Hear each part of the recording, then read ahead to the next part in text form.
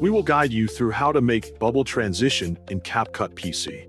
Quick disclaimer, skipping a single step will affect your final result, so you need to follow this step-by-step guide carefully.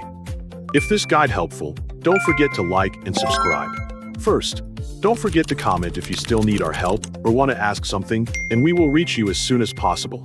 Second, access the Windows Start menu on your computer and type CapCut into the search field.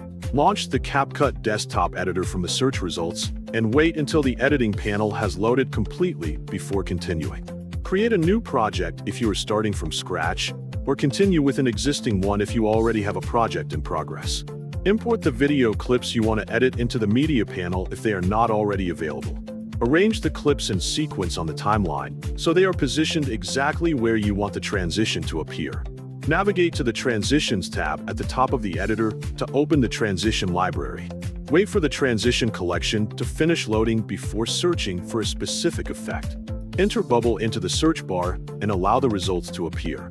Browse the available bubble transition effects and look through the different options until you find one that best suits your project and editing style. Choose the bubble transition by clicking it to preview the effect between your clips.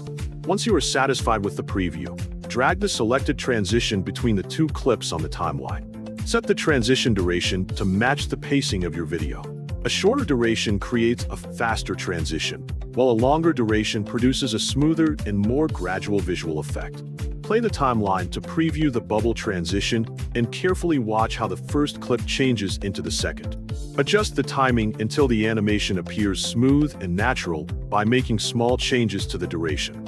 Watch the complete project from beginning to end to ensure every transition works consistently and supports the overall flow of the edit. Make any final timing adjustments if necessary before finishing your work.